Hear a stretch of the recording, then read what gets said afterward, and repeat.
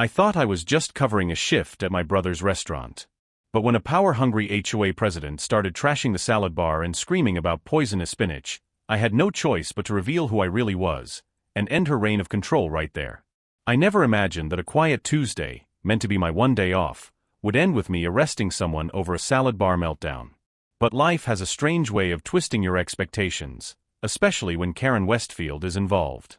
That morning, I'd agreed to cover for my brother at his restaurant, the Harvest Buffet. He and his kids had tickets to a local baseball game, and I figured managing the place for a few hours wouldn't be too much trouble.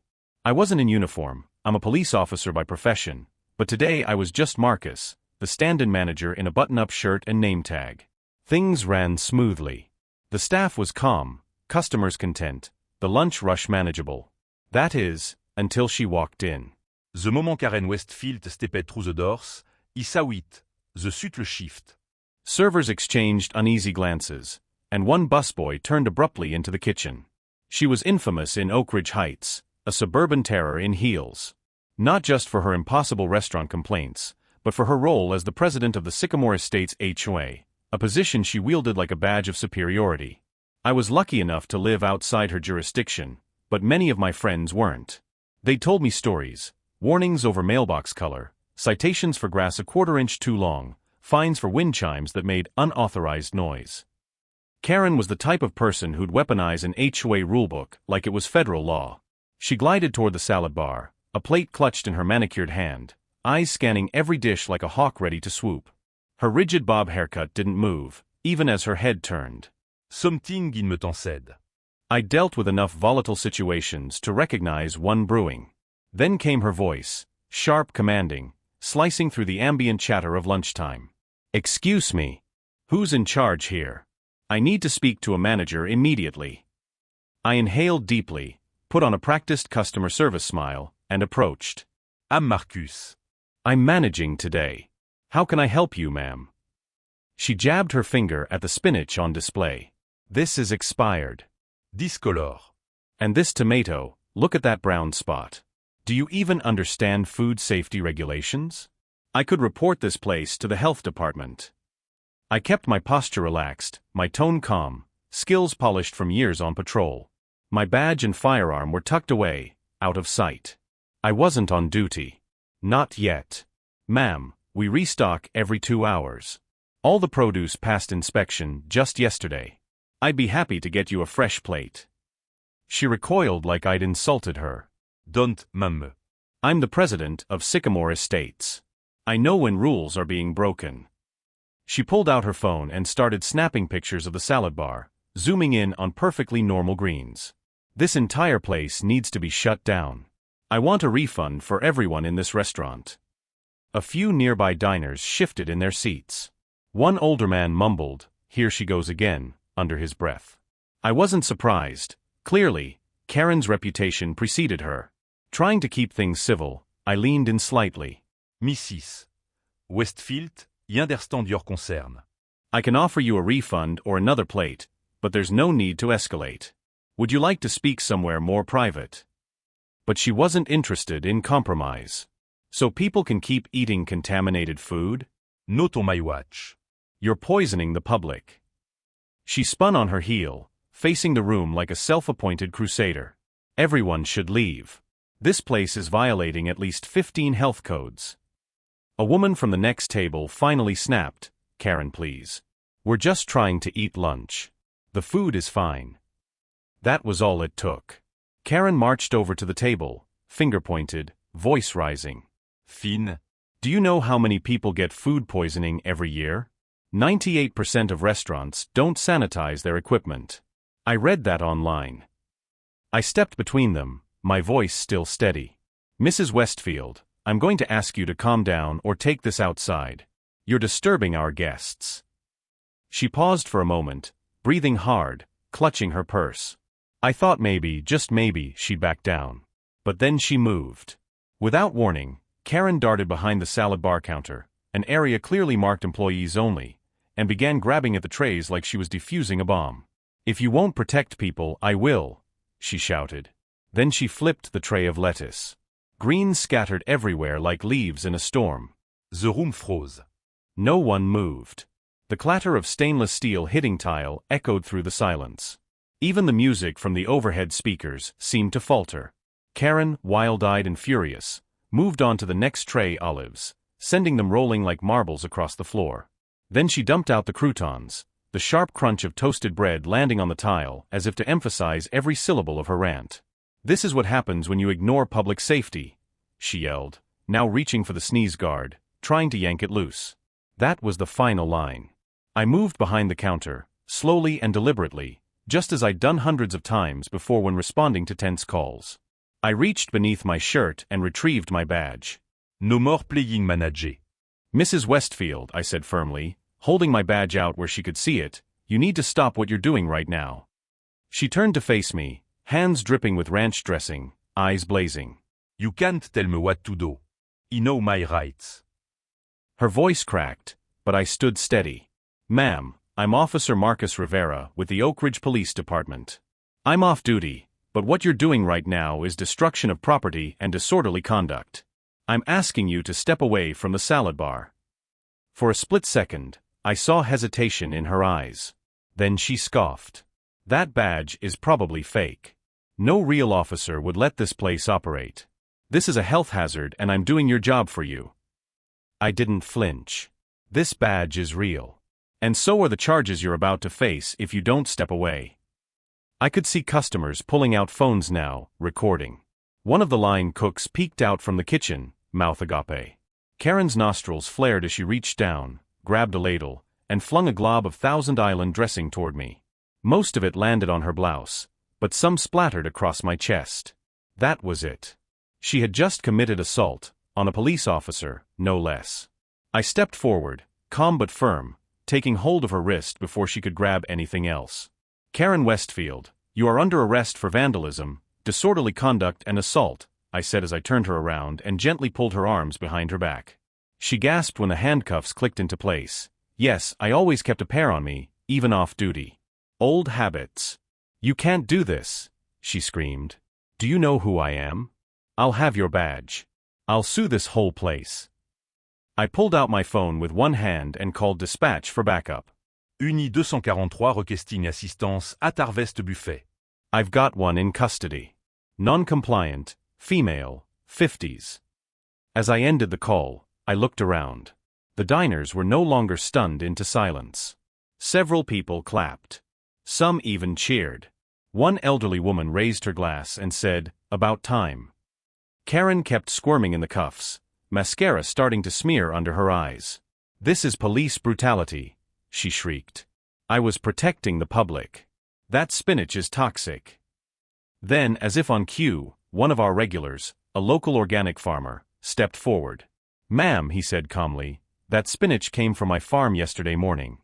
That discoloration is just natural variation in organic produce." Another woman chimed in. "I've eaten here every week for 5 years. Never go sequence." Karen stopped fighting. Her energy shifted, from fury to panic. "You'll all hear from my lawyer," she barked. "I know the mayor. I run the HOA." I looked her square in the eyes. Not anymore, you don't. The moment on-duty officers arrived, the tone inside the restaurant shifted again. 2 patrolmen I knew well walked in, eyes scanning the room, immediately clocking the chaos. Overturned trays, dressing splattered on tile, croutons crushed underfoot, and me off duty, standing with a very irate, very cuffed HOA president beside me. I nodded in their direction and gave a concise rundown. She crossed the counter, destroyed food and fixtures, then assaulted me with dressing. Whole things on video, at least half the diners were recording. They glanced at Karen, who by now had stopped screaming and was focusing instead on keeping her posture upright and her hair unruffled, as if the right pose might erase the past 10 minutes. One of the officers asked, "You want to press the charges officially, Marcus?" I nodded without hesitation. "Absolutely. We've got enough for vandalism, assault, and disorderly conduct, at minimum." Karen gasped again.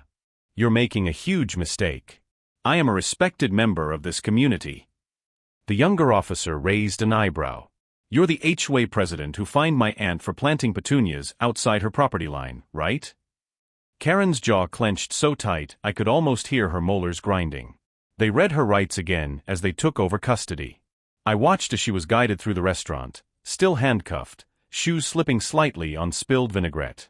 The diners erupted into another round of applause. Someone yelled, "Maybe next time inspect your own fridge, Karen." She didn't respond, just kept her gaze forward, rigid, trembling with rage, but quieter now. Her pride was taking a beating worse than her designer blouse. I turned back to the customers. "I'm truly sorry for the disturbance," I said, raising my voice just enough to be heard over the lingering chatter. "Lunch is on the house today. We'll have the salad bar cleaned and restocked shortly." A few people whooped. One woman walked up to shake my hand. Officer or not, that was the calmest takedown I've ever seen. Behind me, the staff started moving again. My cooks, the servers, even the dish guy poked his head out with a broom, unsure whether to laugh or run. I grabbed some gloves and got to work with them, cleaning lettuce off tile and retrieving wayward olives from corners no food should have reached. What struck me the most was the wave of relief that washed through the restaurant. Karen's chaos had hung over everyone like a cloud, and now with her gone, the sun was out again. We worked fast. 30 minutes later, the salad bar gleamed like new, the air smelled of lemon cleaner and not Thousand Island, and people were eating again, some for the second time, thanks to their free meal. And yet even with things back to normal, my mind kept turning. Because this wasn't just about food or health codes. This was about entitlement. About control. Karen Westfield had spent years making other people's lives harder. Petty fines, ridiculous demands, constant threats. And now, faced with something she couldn't control, a basic restaurant salad bar, she'd snapped. Later that evening, I wrote up my full report and emailed it to the department. My broder, Khaled Al-Fouetrou. "Did I just hear that someone got arrested at my restaurant?" "You sure did," I replied. "And don't worry, it wasn't the buffet that got someone sick. Just one woman est égaux." We both laughed, but I knew this would make headlines, if not on the news, then definitely in Oak Ridge's endless stream of HOA group chats. And I was right. By morning, video clips were everywhere. TikTok, Facebook groups, even a local blogger covered it with a headline, "Karen takes down salad bar, gets taken down by officer in return." The video footage spread faster than I ever expected. By the next afternoon, it had racked up thousands of views. A few slow-motion clips even added dramatic music over the moment Karen flung that ladle of Thousand Island like she was leading a food fight revolution. One popular comment read, that dressing had more impact than her HOA rules ever did. It was funny, until it wasn't. The phone at the station wouldn't stop ringing. Some callers were praising the arrest. Others wanted to report Karen for previous HOA abuses. People finally felt emboldened to speak up now that someone had publicly pushed back. And pushback came hard for Karen. That week, the HOA board held an emergency meeting. Members who had once cowered beneath her authority were now openly critical. With video circulating and neighbors furious, it didn't take long. The vote was unanimous. Karen Westfield was removed as president of the Sycamore Estates HOA. I almost felt sorry for her. Almost. But then came the court date. 3 months later, she walked into the courtroom with the same rigid posture she always had, chin lifted high, hair perfectly coiffed. She was still clinging to that image of control, as if power could be reasserted by posture alone. I was called to testify first. I stuck to the facts, what she did, what I said, how she ignored warnings, damaged property, and assaulted me. The judge, a no-nonsense woman with sharp eyes, listened intently. Karen sat beside her lawyer, lips pressed so tightly they were nearly white. Then it was her turn. Karen stood and spoke about public safety, about civic responsibility, about how she'd feared for the health of the community. She claimed she was acting as a concerned citizen and that my arrest was a personal attack, an abuse of authority. The judge's expression didn't budge. When Karen's lawyer mentioned a possible defamation suit against the restaurant, I caught the judge's eyebrow twitch. After a moment of silence, the judge leaned forward and said, "Mrs. Westfield, you entered a private business, disrupted its operations, destroyed property, and assaulted an off-duty officer over a salad bar. This isn't civic duty. It's criminal behavior." Karen flinched. Her face went pale, and for the first time since that day, I saw something crack beneath her polished mask. The judge sentenced her to 200 hours of community service, $5,000 in restitution to the restaurant, and my favorite part, a permanent ban from all Harvest Buffet locations statewide. The courtroom didn't applaud like the restaurant had, but I swear I heard someone in the back stifle a chuckle. Karen's lawyer whispered furiously into her ear as she stood there frozen, the verdict echoing like a hammer in a quiet room. And then, just as we stood to leave, the judge added one final line. Let this serve as a reminder that authority is not a license to intimidate. I walked past Karen on my way out. She didn't look at me. Her gaze was fixed forward, hollow, her authority drained from her like melted ice cream on a hot sidewalk. Outside the courthouse, a reporter asked if I had a statement. I kept it simple. I was just doing my job, whether in uniform or not. The following weekend, I returned to Harvest Buffet, this time not as manager, officer, or mediator, just as Marcus. A guy in jeans and a t-shirt looking for a quiet meal with his brother and nephews. The moment I walked in, the staff clapped. I laughed, waved it off, but I'll admit, it felt good. The restaurant had bounced back fast. In fact, business had doubled since the incident. People came in just to see the salad bar, half joking, half curious, as if expecting another headline to erupt over cherry tomatoes. We even put up a small plaque near the salad station, site of the Great Thousand Island Showdown. Locals loved it. But what stuck with me the most wasn't the viral videos or courtroom drama, it was what the whole mess revealed. Not just about Karen, but about us as a community. About what people will tolerate, and when enough is finally enough. For years, Karen had ruled her HOA like a personal kingdom, weaponizing rules, shaming neighbors, controlling lives with petty authority. People had whispered about her, but never stood up. They feared the fines, the retaliation, the embarrassment. And then, she overstepped. Not at a board meeting. Not on someone's lawn. But at a public place where she thought she could throw her weight around one more time. She picked the wrong day. The wrong place. The wrong guy. I didn't plan on making an arrest that day. I just wanted to help out my brother and go home. But when I saw her cross that line, when she started flipping trays and threatening people, I realized something important. Being off duty doesn't mean you stop standing up for what's right. And sometimes, doing what's right doesn't involve grand speeches or epic confrontations. Sometimes it's just staying calm when chaos erupts. Holding your ground when someone is pushing too far. Drawing a line, quietly, firmly, and saying, no more. Karen never apologized. Not publicly, not privately. But that didn't matter. Because in the end, she faced the consequences. She lost her title, paid for the damage, and became a cautionary tale across Oak Ridge Heights. People still whisper her name, but now it's followed by a smirk, not fear. A few weeks after the sentencing, I got a letter. It was from an older couple who'd been in the restaurant that day. They wrote about how their HOA had fined them for parking a trailer in their own driveway. They said watching Karen be held accountable gave them hope. That maybe people like her didn't always get the last word. I kept that letter. Not as a trophy, but as a reminder. That sometimes a simple act, like standing up at a salad bar, can turn into something bigger. Something that reminds a community it's okay to speak up, to say no, to push back. Especially when someone thinks a title gives them the right to trample others.